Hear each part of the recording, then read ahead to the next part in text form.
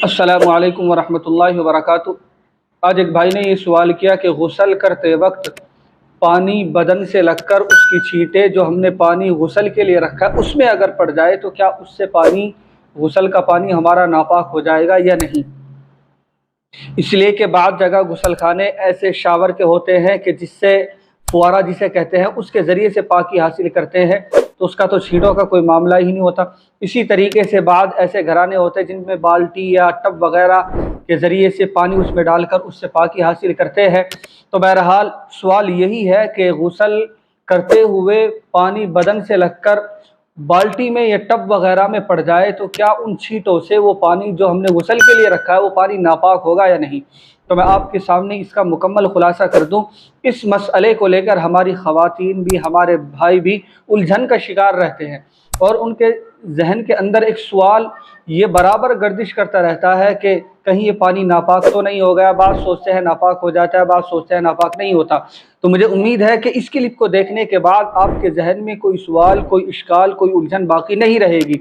मैं आपको बता दूं कि गुस्ल करते हुए जो पानी आपके बदन से लगा है और वो छींटे अगर गुस्ल का जो पानी आपने रखा है उसमें पड़ जाए तो उससे आपका गुस्ल का पानी नापाक नहीं होगा, इसलिए कि आपका बदन हुक्मन नापाक है। ये पूरा बदन हुक्मन आपका नापाक है। मसलन आप गुस्ल की हालत में कुरान करीम को छू नहीं सकते, और जब आप गुस्ल करते हैं तो सबसे पहले क्या करते हैं, अपनी नापाकी धो लेते हैं और अच्छी तरह हाथ वगैरह सारी चीज़ें धो लेते हैं। जो गुस्ल का सुन्नत तरीक़ा है वो मैंने अब से पहली क्लिप में मुकम्मल तरीके से बयान कर रखा है। अगर आप सुन्नत तरीक़ा देखना चाहते हैं तो आप हमारी क्लिप हमारे चैनल पर जाकर देख सकते हैं।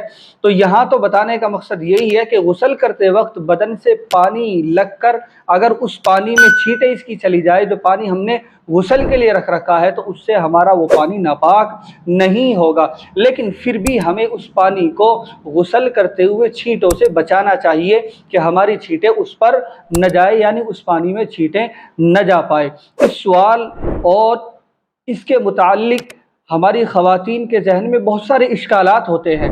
तो मुझे उम्मीद है कि इस वीडियो को देखने के बाद कोई इश्काल आपके जहन में बाकी नहीं रहेगा। खुलासा मैंने आपके सामने कर दिया कि गुस्ल करते हुए आपका पानी जो बदन से लगा है वो छींट बनकर जो आपके पानी में जाकर डलता है, तो उसमें डलने से आपका गुस्ल का पानी नापाक नहीं होगा। लेकिन फिर भी आपको उस पानी को छींटों से बचाना चाहिए।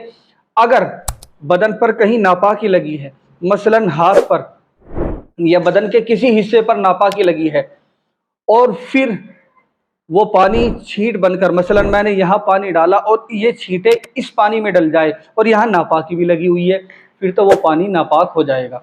लेकिन बदन पर कहीं नापाकी नहीं लगी हुई है, हुक्मन मैंने बताया, हुक्मन आपका पूरा बदन नापाक है। लेकिन जहाँ नापाकी लगी होती है बदन के जिस हिस्से पर, उसको अच्छी तरीके से धो लिया जाता है, साफ़ कर लिया जाता है, वुज़ू कर लिया जाता है, इस्तिंजा कर लिया जाता है, सुन्नत तरीका है वो इस्तेमाल कर लिया जाता है, सुन्नत तरीके के मुताबिक गुस्ल कर लिया जाता है। उसके बाद बदन पर पानी डाला जाता है। तो फिर अगर छींटें उसमें जाती हैं तो उससे पानी नापाक नहीं होता। लेकिन फिर भी मैं बता रहा हूँ कि उस पानी को छींटों से हमें बचाना चाहिए। लेकिन अगर बदन पर कहीं भी किसी भी हिस्से पर नापाकी लगी है और फिर हमने बदन पर पानी डाला और उसकी छींटें, वो नापाकी जो लगी हुई है उसकी छींटें पानी की उस पानी में जाकर डल रही है, तो फिर वो पानी बिल्कुल नापाक हो जाएगा। चाहे ज़र्रा बराबर एक कतरा डले, दो कतरा, जितना भी डले, लेकिन फिर वो पानी नापाक इसलिए हो जाएगा कि आपके बदन पर नापाकी लगी हुई थी, और जब आपने पानी डाला तो पानी डालते हुए जहाँ नापाकी लगी थी वहाँ से भी छींटें बनकर आपके पानी में चली गई है, तो इस बिना पर आपका वो पानी नापाक हो जाएगा। लेकिन उस पानी को मैंने बताया कि अगर नापाकी नहीं लगी हुई है और फिर छींटें जा रही हैं तो उससे पानी नापाक नहीं होता है। हमें उस पानी को फिर भी छींटों से बचाना चाहिए।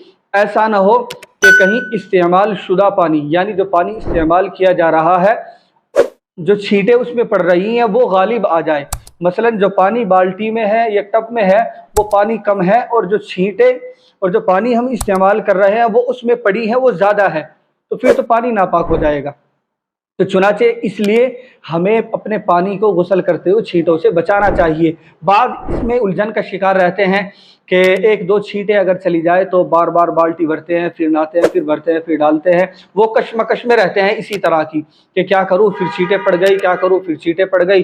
تو آپ کو الجھن کا شکار ہونے کی کوئی ضرورت نہیں ہے، اور اگر ابھی بھی یہ مسئلہ آپ کا کلیئر نہیں ہوا، ابھی کوئی سوال کوئی اشکال باقی ہے، تو آپ کمنٹ کے ذریعے سے ضرور مجھ سے معلوم کر سکتے ہیں۔ اگر آپ نئے ہیں تو ہمارے چینل کو ضرور سبسکرائب کیجئے اور ہماری اس کلپ کو ضرور شیئر کیجئے۔